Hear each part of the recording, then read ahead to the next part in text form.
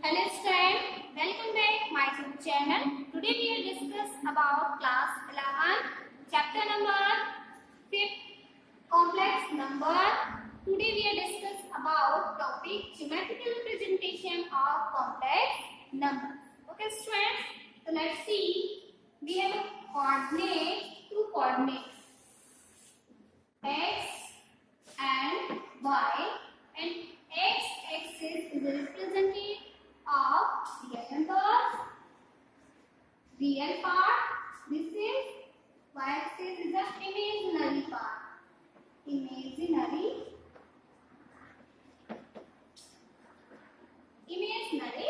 part. Okay students, check. This is the imaginary axis and this is the real axis. Here plus 1 minus plus x minus x plus y and minus y. Okay. We take a point P on xy plane P and AB coordinate of point P. Okay. Okay. And this find the distance of point P on the origin.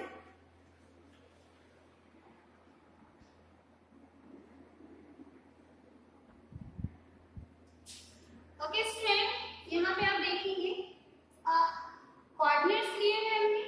x is a represent of real axis and y is a represent of imaginary axis. ठीक है, ये imaginary part को represent करेगा. ठीक है, एक point p लिया हुआ है हमने, तो जो पॉइंट p है इसके कोऑर्डिनेट्स है a एंड b. ये जो पॉइंट p है वो x एक्सिस के साथ थीटा एंगल बनाता है. ओके, इसको हटा देंगे हम p. ठीक, क्या कर रही है, एक्स एक्सिस के साथ थीटा एंगल बना रहा है. ठीक, तो हमें इन चीजों को क्या बोलते हैं वन बाय वन समझेंगे, डिस्कस करते हैं. ठीक है, तो सबसे पहले पॉइंट P की बात करें तो पॉइंट P की ऑरिजिन O से जो डिस्टेंस फाइंड करते हैं, डिस्टेंस OP. ठीक है, क्या डिस्टेंस है, OP. ये जो डिस्टेंस फाइंड करते हैं, ये डिस्टेंस फाइंड कैसे करते हैं, x2 minus x1 square plus y2 minus y1 square. Okay, x1 carbon, this is a x1 carbon and this is a x2 carbon. Okay, so a minus 0 square plus b minus 0 square. Okay, a square plus b square. Okay student, ये हमने distance find करी. अब distance के लिए क्या लगाते हैं, आप मॉड लगाते हैं. ठीक है, क्या लगाते हैं, मॉड लगाते हैं. ये हमने मॉड लगा दिया. तो मॉड लगाने के बाद मॉड के अंदर क्या होता है, इनका स्क्वायर. ओके, तो this is the distance of OP. और इसको हम क्या बोलते हैं, इसी डिस्टेंस को बोलते हैं मॉडुलस ऑफ OP. ठीक है, इसी डिस्टेंस को क्या बोलते हैं, इस पॉइंट P की ऑरिजिन O से जो डिस्टेंस है इसको हम बोलते हैं मॉडुलस. ठीक है, क्या बोलते हैं हम, मॉडुलस ऑफ OP.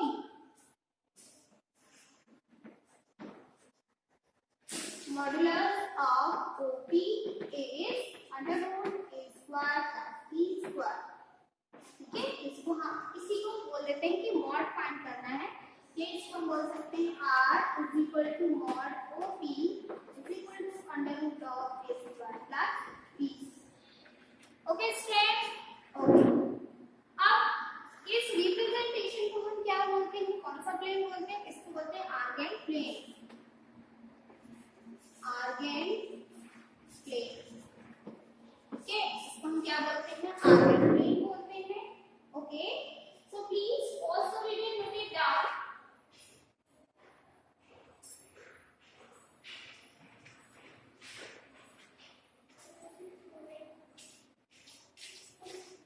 ओके, अब हम देखते हैं ये थीटा.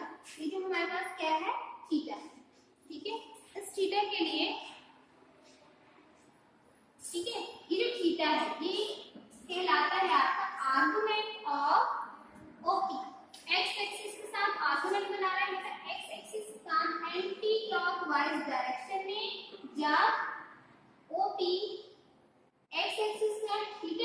बनाता है तो उसको क्या कहलाता है?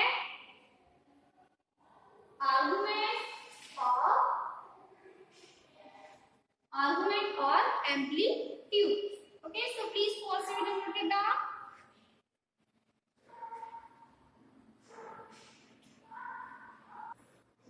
ओके स्टूडेंट, अब जो पॉइंट हमारा P था, उस पॉइंट में ये देखिए डिस्टेंस फाइंड आउट कर ली हमने OP। OP जो है वो x एक्सिस के साथ एंटी क्लॉक डायरेक्शन में जो थीटा एंगल बनाता है, ठीक है, तो क्या कहलाता है? वो आर्गुमेंट कहलाता है। ठीक है, तो आर्गुमेंट कैसे फाइंड करेंगे? देखिए यहाँ पे क्या होता है आपका L अपॉन, दैट मींस इसको बोलते हैं height and this is the base. Okay, L upon B, L there is B and A। Okay student, theta की वैल्यू यहाँ से फाइंड आउट करेंगे आप। Theta is equal to tan inverse B upon A is the amplitude and argument of OP। तो ये आपका formula हो गया आर्गुमेंट का, ठीक है। ये आपका फॉर्मूला है मॉडुलस का, ये आपका मॉडुलस कहलाता है। ओके स्टूडेंट्स, तो mod of A plus IB इस फॉर्म में सॉल्व होगा, ठीक है। Please pause the video, note it down. अब इस कोऑर्डिनेट में भी हम देखें तो इनके साइड बाय साइड करते हैं कि हमारा थीटा जो है, हमारा जो आर्गुमेंट है वो किस कोऑर्डिनेट में है, ठीक है। यदि दोनों पॉजिटिव तो फर्स्ट क्वाड्रेंट में है, ठीक है। यदि A B है तो ये आपका सेकंड क्वाड्रेंट में है। यदि ये दोनों क्या है, नेगेटिव है तो थर्ड क्वाड्रेंट में है। यदि यहाँ पे B नेगेटिव है, एक पॉजिटिव है, दैट मींस ये फोर्थ क्वाड्रेंट में है, ठीक है। तो यहाँ से जो थीटा बनता है, ये क्या बनता है आपका थीटा, ठीक। ये पूरा आपको क्या बन रहा है, लीनियर पेयर, ठीक है। तो यहाँ बनता है पाई माइनस थीटा। ओके, ये पॉजिटिव, यहाँ पे क्या दोनों नेगेटिव वैल्यू है तो क्या बनेगा पाई माइनस थीटा। यहाँ में थीटा को क्या लिख सकते हैं, theta minus pi. Okay students, तो इस तरीके से इन चीजों को आप ध्यान रखेंगे।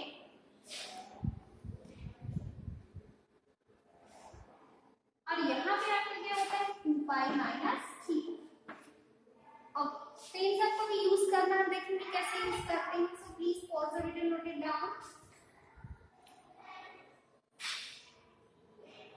ओके स्टूडेंट, अभी हमने क्या देखा कि कॉम्प्लेक्स नंबर का ज्योमेट्रिकल रिप्रेजेंटेशन कैसा होता है।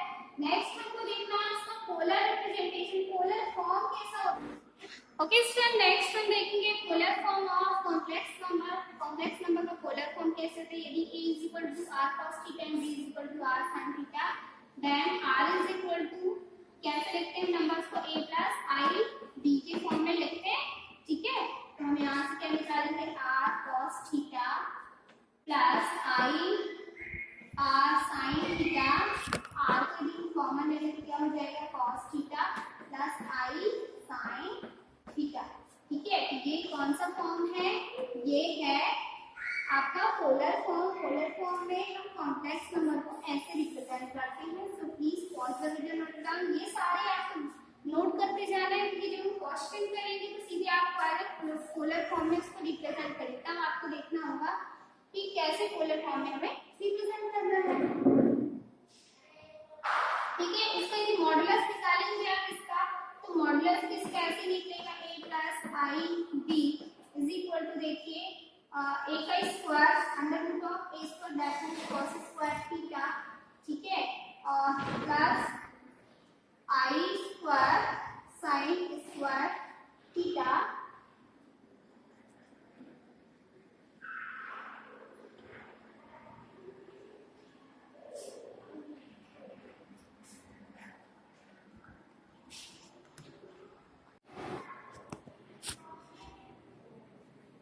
ओके स्टूडेंट्स, आपका जो फर्स्ट क्वाड्रेंट में जो पॉइंट्स होंगे A और B डिसाइड करते हैं कि आपका जो इक्वेशन है, आपके जो पॉइंट्स है वो किस कोऑर्डिनेट में है, ठीक है। आपके जो पॉइंट्स है वो किस कोऑर्डिनेट में है, जिस भी कोऑर्डिनेट के साथ पॉइंट जो P है वो थीटा एंगल बनाएगा, तो उसका आर्गुमेंट निकालने के लिए यदि फर्स्ट क्वाड्रेंट में तो आर्गुमेंट क्या होगा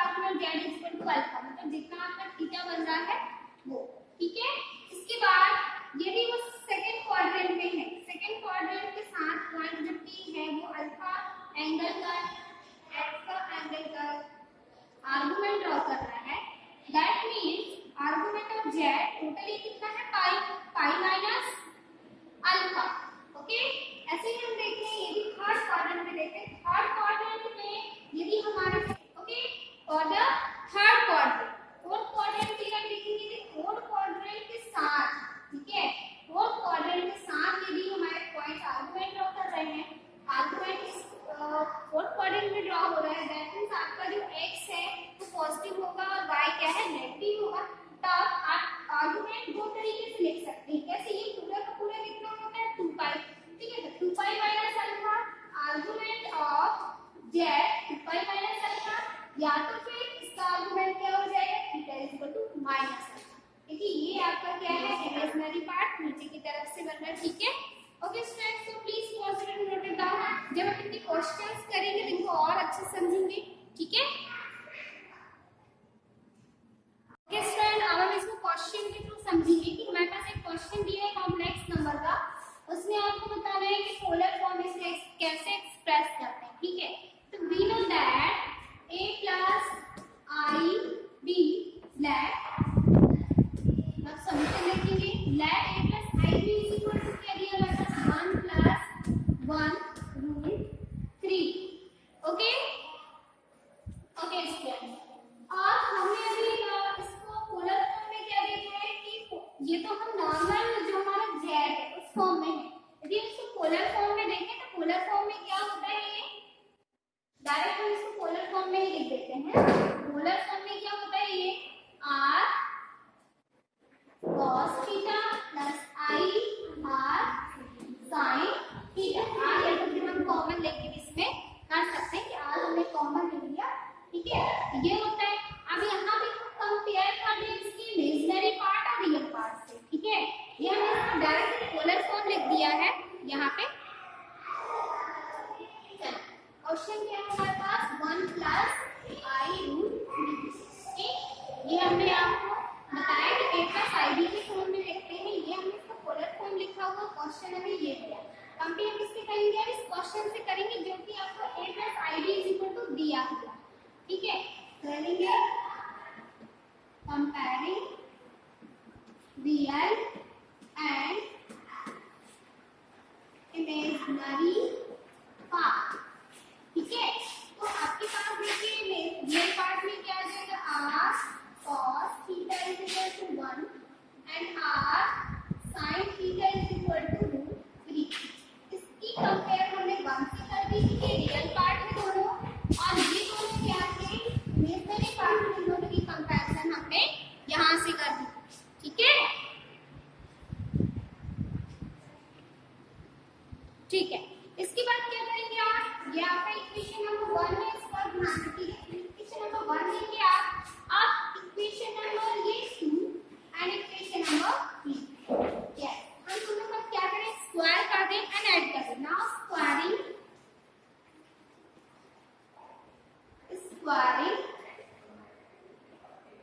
on both sides and add equation 2 and 3।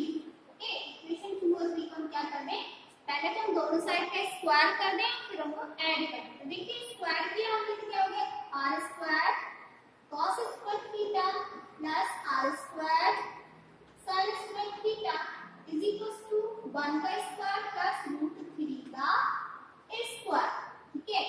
तो r स्क्वायर की कॉमन ले लेते हैं, क्या हो गया cos square theta plus sin square theta is equal to 1 plus 3 is equal to 4। इसकी वैल्यू होती है 1, तो r square is equal to 4, then r is equal to कितना हो गया 2, ठीक है। r की वैल्यू हमारे पास कितनी आ गई, r की value that is 2।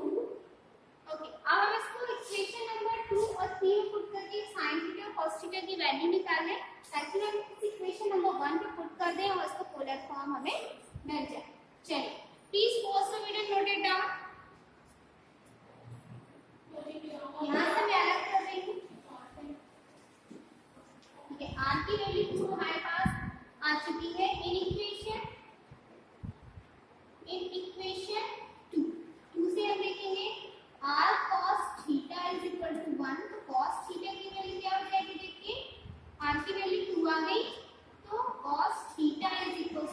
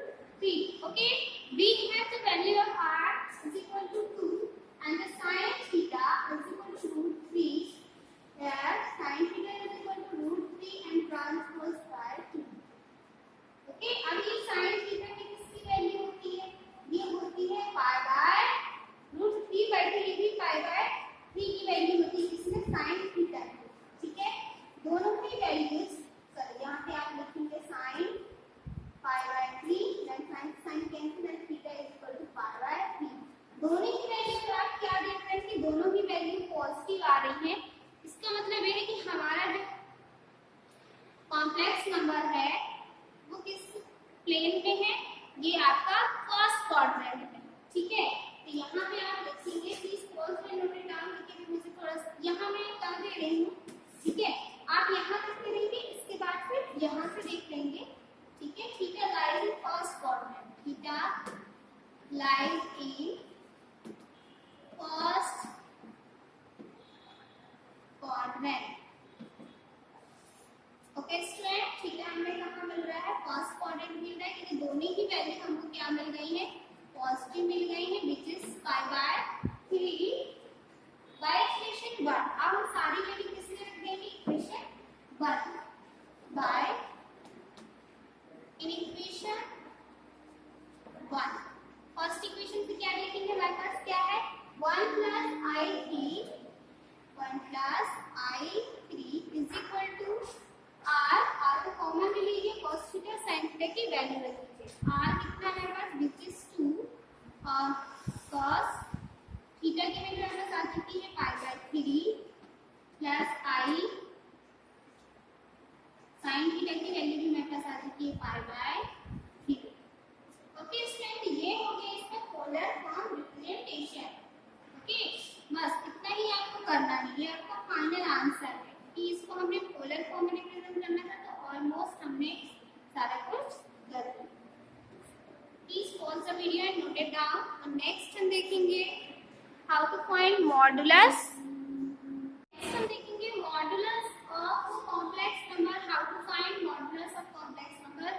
Where given complex number is 1 - i, let z is equal to 1 - i is a complex number. Now compare the polar form of complex number r cos theta plus I r sin theta. Okay student, this is the equation 1. Comparing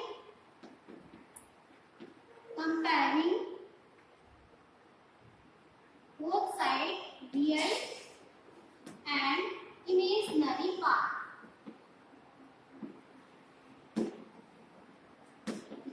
इसको हम compare कर रहे हैं, देखिए comparing real and imaginary parts. Okay, 1 is equal to r cos theta, यहाँ हम इस तरह से लिख सकते हैं r cos theta is equal to 1 और r sin theta is equal to -1, क्योंकि i का जो कोफिशिएंट है वो क्या है, -1 है, ठीक है। Equation number 2 and equation number 3. Now squaring both sides,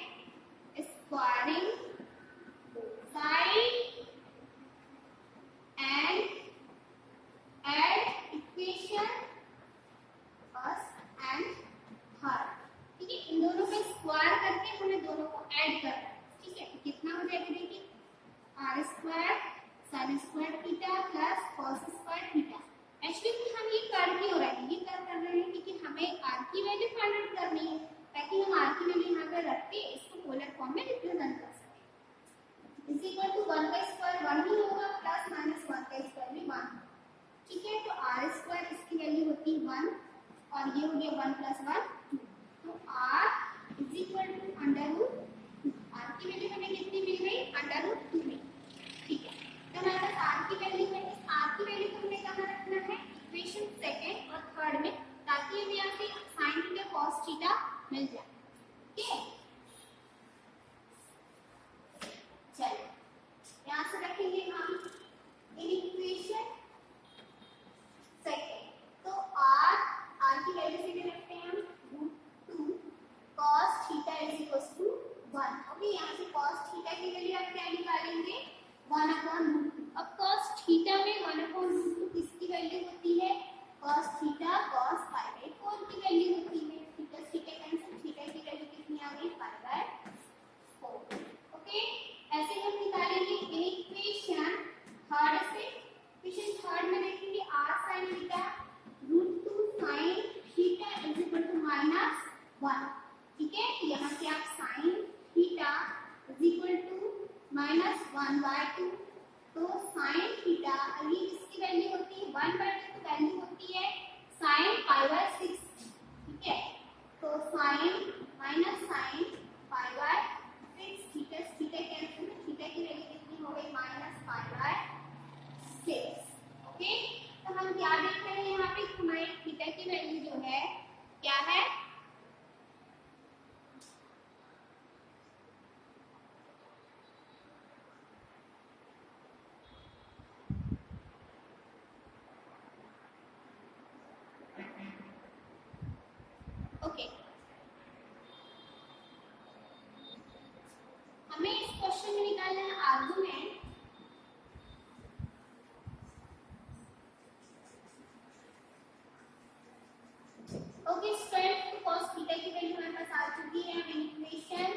third से हम निकालेंगे, देखिए यहाँ पे साइन थीटा की वैल्यू, क्योंकि हमें निकालना है इसका आर्गुमेंट। आर्गुमेंट क्या होता है, tan थीटा है ना। tan theta is equal to b upon y upon x होता है, ठीक है।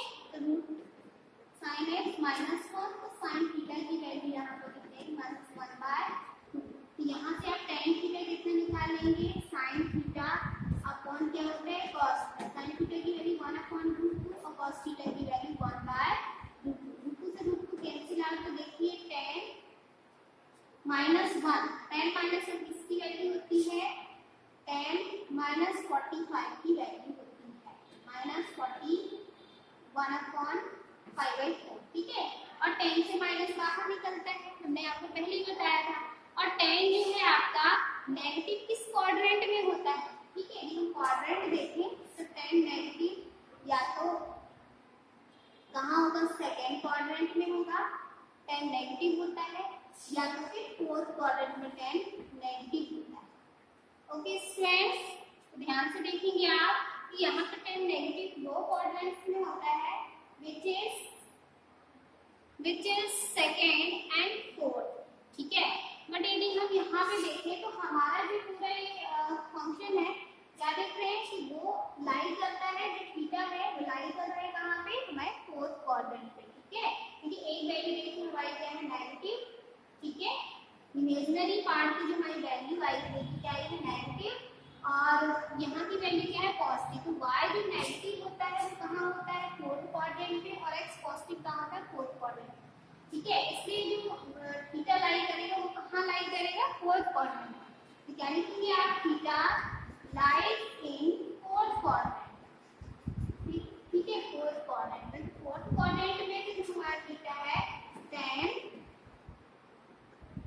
Theta is equal to tan 3π/2, यहाँ पे क्या होता है 3π/2 प्लस थीटा, ठीक है। इससे पहले भी हम प्रिंसिपल वैल्यू निकाल के आ चुके हैं, ऐसे ही फाइंड आउट करना है, ठीक है। यहाँ पे कितना हो जाएगा, एलसीएम लेंगे तो देखिए कितना हो जाएगा, 4 6π minus 5 plus 5 is equal to हो जाएगा 10 7π/4, ओके।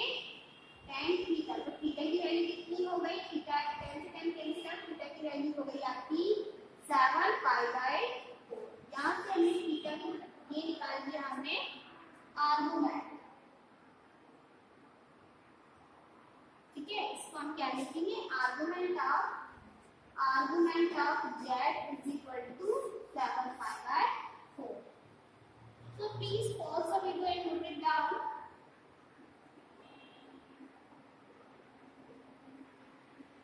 और जब भी हमने अभी आपको इसके पहले एक चीज और बताई थी कि जब भी आपका थीटा फोर्थ क्वाड्रेंट में लाई करेगा तो यहाँ एक और आर्गुमेंट आपको निकल के आता है, argument z is equal to -α/-5, ठीक है।